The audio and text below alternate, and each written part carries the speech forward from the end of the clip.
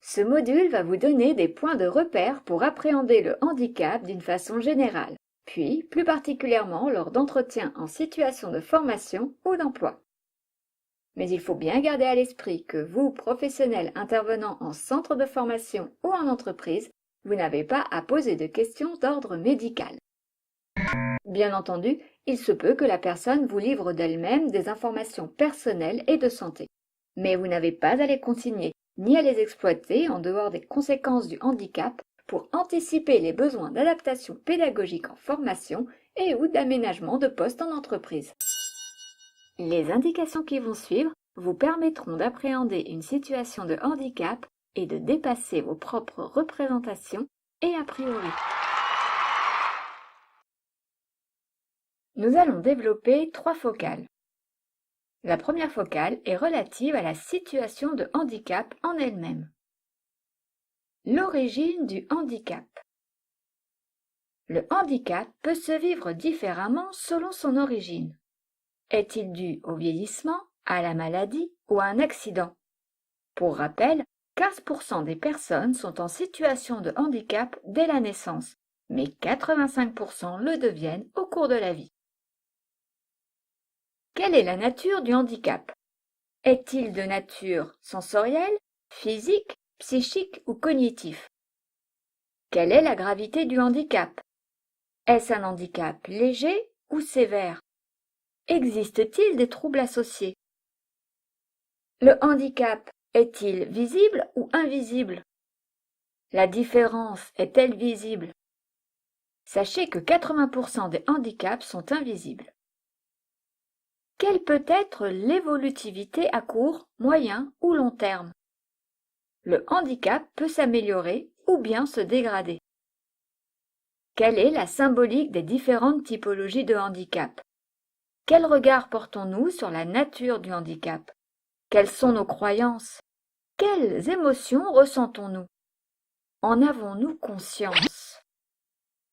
On se rend compte, par exemple, lorsque l'on écoute parler autour de nous, que la déficience visuelle passe mieux que la déficience auditive.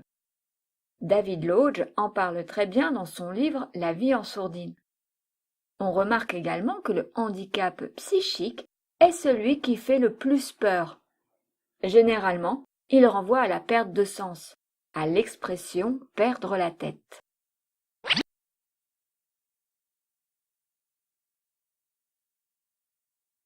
La seconde focale porte sur les comportements et l'environnement.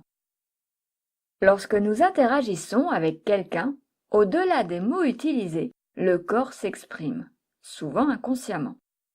Par exemple, il peut être en avant ou en retrait. La manière d'être, de s'exprimer, n'est pas la même selon notre interlocuteur et le contexte. On peut chercher à connaître, sans intrusion, l'environnement de la personne. Est-elle isolée ou entourée? Quelle est l'attitude de son environnement, du conjoint, du ou des parents? La personne est-elle accompagnée par d'autres professionnels? Nous autorise-t-elle à prendre contact avec eux? Autant de questions qui vous permettront, par exemple, d'anticiper les adaptations pédagogiques ou les aménagements de poste. Quelle est la dynamique personnelle de cette personne? Est-elle dans la dénégation de son handicap ou dans l'acceptation? Passe-t-elle de l'espoir au désespoir? Nous devons être extrêmement vigilants. D'une part, sur ce que nous projetons sur la personne handicapée. Nous entendons parfois des termes tels que le ou la pauvre, il ou elle souffre, il est ou elle est fragile. D'autre part, nous devons être extrêmement vigilants sur ce que la personne elle-même projette. Laissons-lui l'espace pour qu'elle exprime ses besoins, car elle se connaît. Enfin, la troisième focale porte sur la relation réciproque. La relation est-elle embarrassée? Nous sentons-nous embarrassés face à la personne? Ressentons-nous une souffrance réciproque dans la relation? Ce type de ressenti nous alerte sur nous-mêmes et nous invite à faire un pas de côté. On peut également, sans entrer dans la caricature, repérer 3 types d'attitudes plus ou moins marquées par l'existence du handicap. Le premier type d'attitude est le refus, la dénégation du handicap, comme par exemple le deuil non accompli d'un métier. La personne handicapée s'emploie à masquer son handicap, à nier ou minimiser à l'extrême les conséquences. Il sera donc difficile de mesurer ces conséquences pour une intégration future et mettre en place les adaptations ou aménagements nécessaires. Cette attitude contraint notre intervention. Cela fait partie des limites à l'accompagnement. La frontière est posée par la personne en situation de handicap. Si elle refuse, et c'est son droit, il est alors nécessaire de l'informer sur les conséquences possibles. Rater un examen, lui présenter les risques tels que se blesser. Ainsi, nous sommes clairs face à notre mission. On ne fait pas à sa place. On peut la réorienter et l'accompagner jusqu'à la suspension de l'action démarrée ou la séparation, en concertation avec les acteurs impliqués, prescripteurs, référents handicap et médecins du travail. Le deuxième type d'attitude est l'exploitation.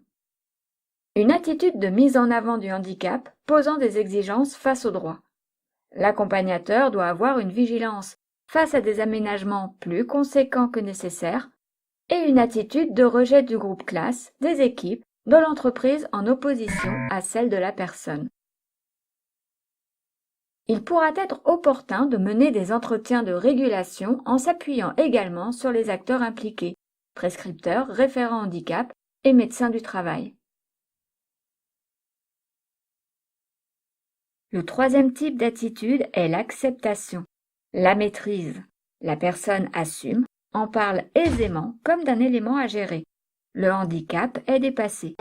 La personne se connaît, elle peut exprimer simplement ses besoins, voire suggérer quel type d'aménagements lui sont nécessaires puisqu'elle connaît les conséquences de son handicap. Elle les appréhende comme des faits à prendre en compte. Nous remarquons que prendre en compte est différent de prendre en charge. Ce qu'il faut retenir, c'est que chaque situation est singulière, qu'il est important d'être vigilant et de rester centré sur les compétences, que nous ne sommes pas là pour réduire la déficience, mais les conséquences de celle-ci dans un environnement donné. Abordons à présent différents indicateurs facilitant l'entretien afin de mieux accueillir une personne en situation de handicap en centre de formation ou en entreprise. Il est en effet nécessaire d'être vigilant aux éléments qui vont suivre. Concernant le premier élément, il s'agit de savoir si la personne annonce qu'elle est en situation de handicap, si sa reconnaissance de qualité de travailleur handicapé, la RQTH, est à jour, si elle est en cours de notification, afin d'anticiper le financement des aides nécessaires. Cela est important pour mobiliser des financements dédiés aux adaptations en centre de formation ou aux aménagements en entreprise, particulièrement pour celles de plus de 20 salariés, qui sont soumises à l'obligation d'emploi des personnes handicapées, l'OETH, qui sera abordée lors d'un prochain module. Rappelons qu'une personne handicapée, reconnue administrativement, n'est absolument pas obligée de le dire. Le deuxième élément, ce sont les capacités et ou les compétences. C'est le plus important pour suivre une formation ou prendre un poste de travail. En effet, l'employeur cherche avant tout des compétences. Il s'agit donc de les repérer précisément comme pour tout candidat.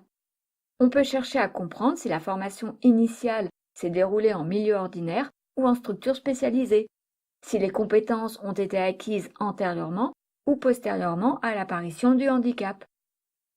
On pourra vérifier la maîtrise d'une technique ou la rapidité d'exécution afin de prévoir un éventuel aménagement pour faire passer des tests. Il est impératif de rechercher quels sont les aménagements indispensables à la formation ou au poste de travail. La personne dispose-t-elle d'accessoires personnels adaptés à sa situation? Face aux incapacités et à leur compensation, il est nécessaire de savoir s'il existe des actes ou des gestes que la personne ne peut pas ou ne doit pas accomplir, afin d'anticiper la manière dont ils seront compensés. Par exemple, par un aménagement technique, par un transfert sur un autre poste, par une assistance humaine, par un délai supplémentaire. Pour la continuité du travail, il faut estimer si le degré de fatigabilité est acceptable ou pas. Dans cette évaluation des efforts accomplis, il faut prendre en compte la fatigabilité des activités quotidiennes préalables, telles que le lever, la toilette, les soins, le transport, à l'arrivée en centre de formation ou sur le poste jusqu'au retour au domicile. Le troisième élément concerne le comportement. La personne souhaite-t-elle rester discrète face aux collègues? En fait-elle trop ou pas assez? Risque-t-elle de se mettre en danger? Quel est le comportement du groupe classe, des collègues? En font-ils trop ou pas assez? Et de l'employeur? Autre point, il est important de mesurer quelles sont les conséquences du handicap, ainsi que les contre-indications qu'un médecin du travail a pu poser. Elles renvoient aux limitations fonctionnelles, aux besoins ou pas d'aménagement. Par exemple, une restriction de port de charge formulée sans précision ne signifie rien. Il est nécessaire d'avoir des précisions de masse, de fréquence, de poids, des éléments relatifs à la stature, tels que les positions debout ou assises. Ce type d'indicateur peut être demandé en termes de besoins. Avez-vous besoin d'adaptation pédagogique?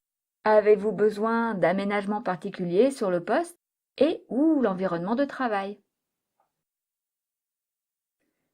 Il est également nécessaire de questionner l'organisation interne d'un centre ou d'une entreprise sur ses modalités de fonctionnement. Une structure se doit de définir ses fonctions, ses objectifs et ses tâches pour clarifier l'organisation d'une formation ou du travail.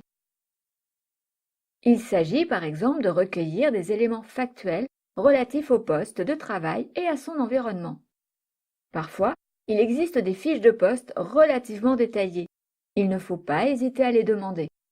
Sinon, il est nécessaire d'observer le poste sur site, de repérer les principales tâches de travail, de vérifier si les consignes sont claires, de repérer les liens internes et externes.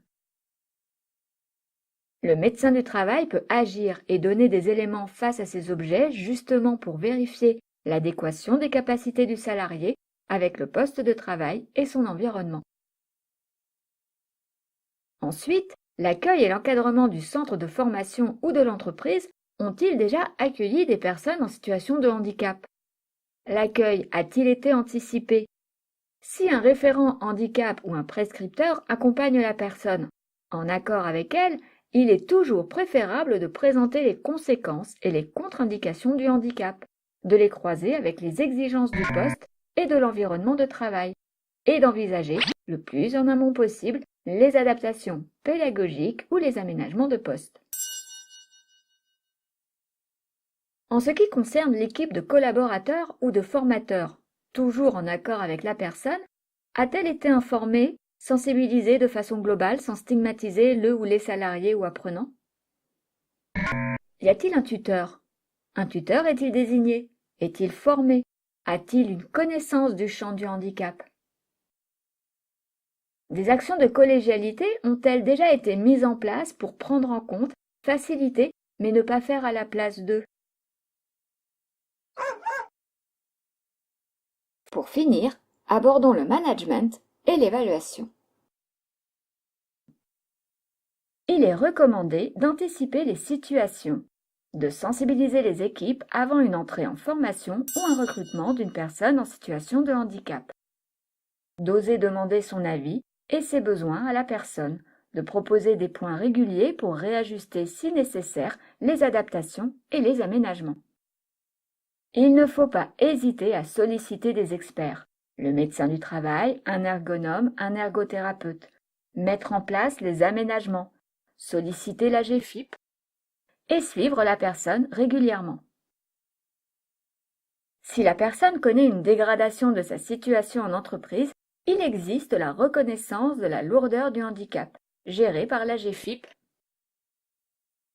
Pour résumer ces deux parties, lorsque l'on aborde la notion de handicap durant un entretien, il est préférable d'entrer par les compétences et non par le handicap, de veiller aux attitudes et aux comportements de part et d'autre.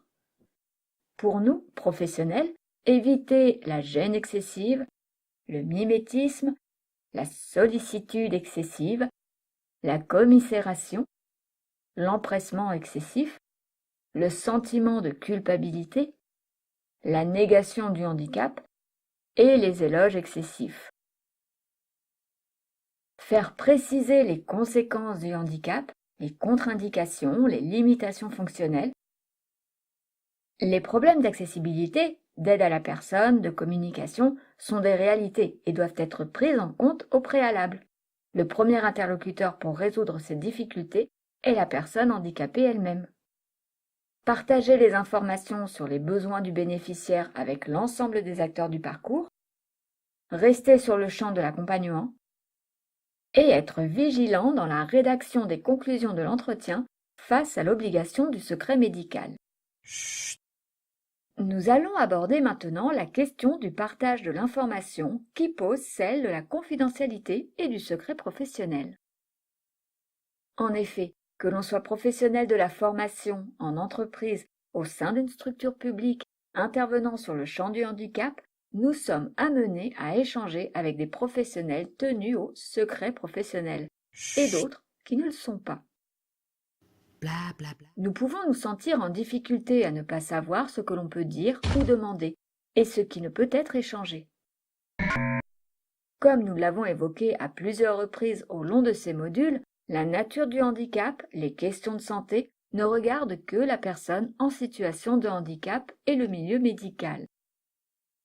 Pour savoir quel type d'informations partager, il est nécessaire de définir ce que sont la confidentialité et le secret professionnel. Selon le dictionnaire Larousse 2010, la notion de confidentialité recouvre le caractère d'informations devant rester secrètes ou qui ne s'adressent qu'à un petit nombre de personnes. La confidentialité s'articule autour de deux éléments. D'une part, le droit à la protection de la vie privée des patients ou des usagers de services médico-sociaux. D'autre part, le devoir de discrétion et le secret professionnel incombant aux professionnels. Le Larousse 2010 nous livre la définition du secret professionnel suivante. C'est une obligation imposée aux représentants de certaines professions de ne pas divulguer les informations recueillies dans l'exercice de leurs fonctions, comme par exemple le secret médical.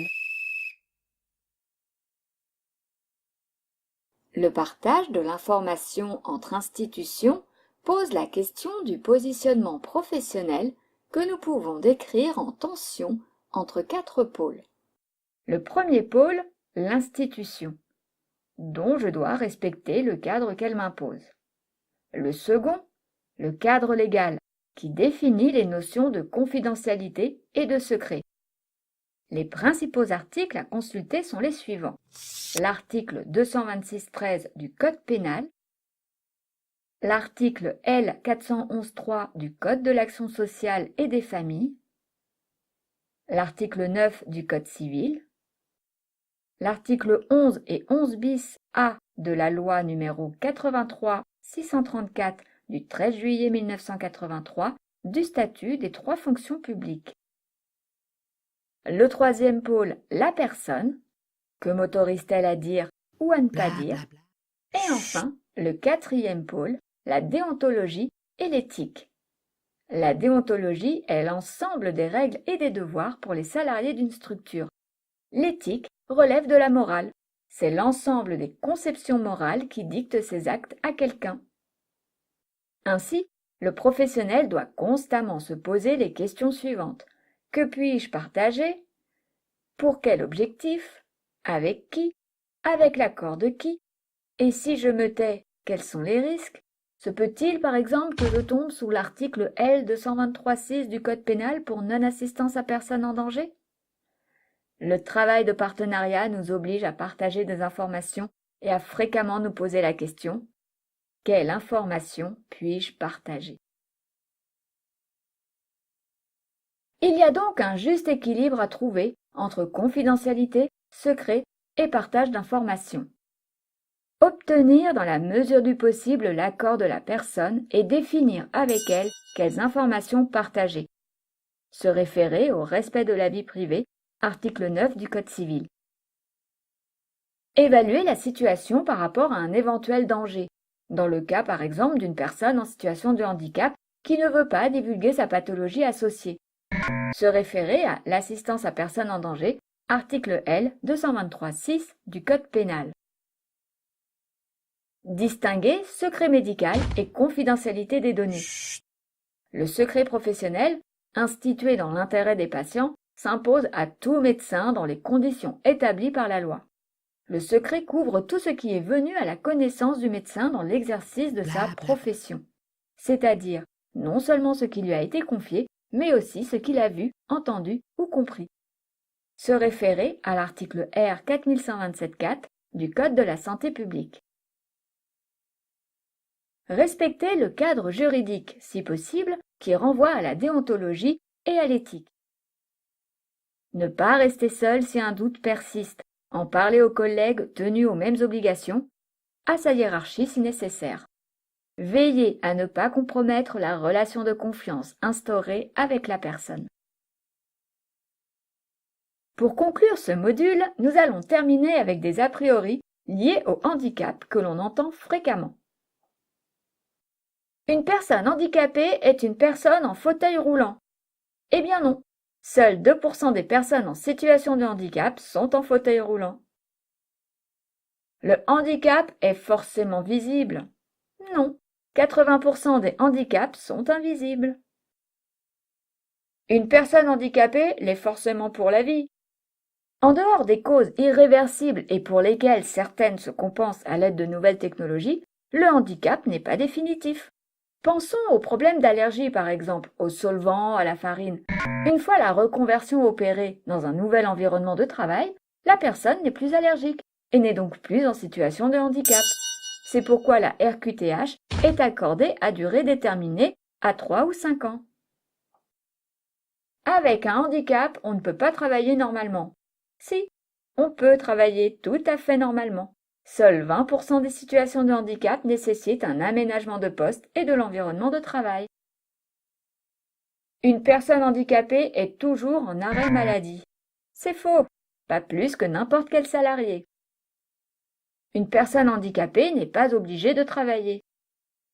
En dehors d'une décision du médecin du travail, du médecin de la sécurité sociale ou de la CDAPH, une personne peut faire valoir son droit constitutionnel de travailler. Avec un handicap, on a moins de compétences qu'une personne valide. C'est tout à fait erroné. Le handicap donne des droits supplémentaires dans le travail. Aucun droit supplémentaire dans le travail. La personne en situation de handicap n'est pas un salarié protégé. Centre ressources Direct Idée, 35 rue Georges Bonnet, 26 000 Valence. Animation réalisée par Clouzy, clouzyweb.com. Voix Nora Zanoun. Graphisme Magali Rodriguez.